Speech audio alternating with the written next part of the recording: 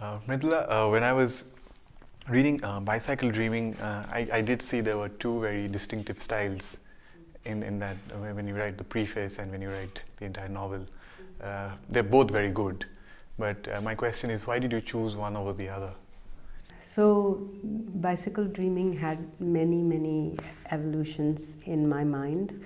Some 10 years ago, when I first started writing, I already had this particular story, and it was a picture book for children, and it was a story about a girl who talks to a bicycle, which she cannot have, not only because she can't ride the bicycle,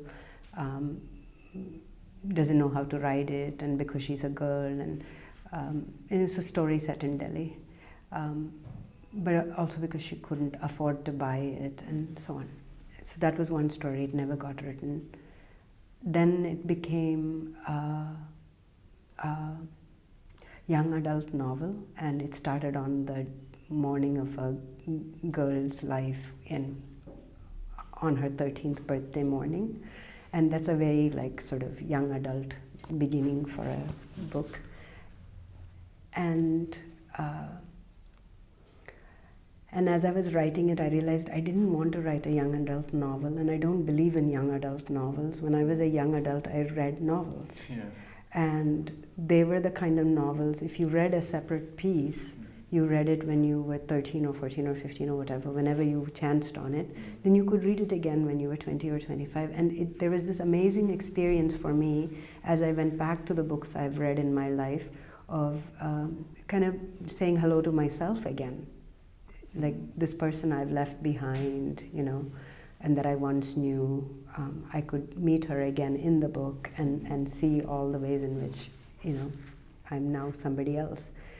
So I wanted that engagement with my reader. I wanted to write a book that was possibly neither a marketably defined young adult novel nor a work of literary fiction, as my previous two works had been, that maybe a young adult couldn't read, either because the content was not appropriate or because the subject wasn't interesting, or because the literary weight of the piece, precluded the younger reader. So it's possible to write for young people and to write thematically compelling because of complexity, to write compellingly about complex things for young people. And I wanted to do that, and I had this fantasy that someone who's 13 could read a story about a 13-year-old, and that same person might 20 years down the line revisit the book again. That seemed to me, again, I'm always interested in long time, that time as a companion that tells us something about ourselves. And so that's how the final book came to be, a book that now is being described as adult literary fiction, but can be read by younger people, in my mind, even if they might not know it exists and it's not available in bookshops in the section that they are shopping in. It's a new kind of section, this young adult thing. So this book moved like this, and when I finished writing it, I wanted to go back and write a preface. I was asked to write a preface, actually. I was told, well, the book needs a preface. Or no, I'm sorry, I was told something, and I decided it was a preface that was needed. I was told something is not quite right, and it's missing something. How can you solve this problem the book has? And I solved it by having the preface.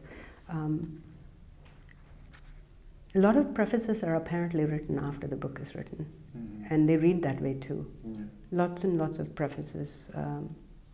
No, I mean, as I was reading this, it felt like, because in the preface you have these two silhouetted figures, and you're writing from the vantage point where you see the silhouettes, and I read it as, and when I read the book, it's like they're no longer silhouettes, like the writer just knows these two characters now, even though they are different characters. Yes. Yeah. And the language I use is much weightier.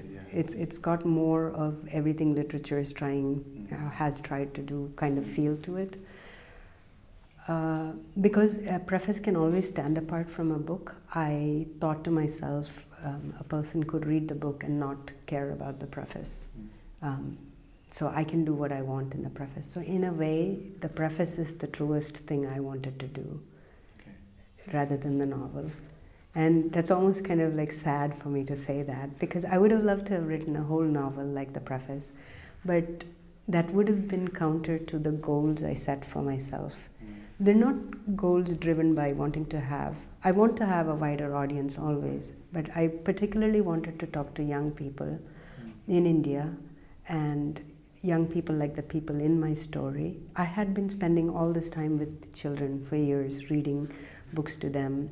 And this was before the children I used to read to as a volunteer in an NGO. It was before we created a community library. The book was written before the library, actually. It was, I think in December of 2014, I wrote the last of the book.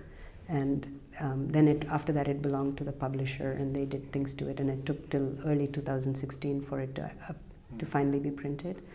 And during that year, starting January of 2015, I threw myself into creating a library. But the people now, I know the people in my story better now, in that I spend more time with their real life counterparts in the library, where I am working all the time now. Whereas before I sort of knew a little bit about them, and my book was an exercise in trying to understand more.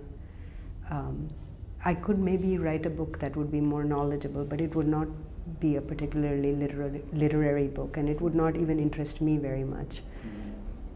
So this is kind of a long explanation for having certain fixed ambitions for the book, which is what I think every writer has. You can't write every book in one book.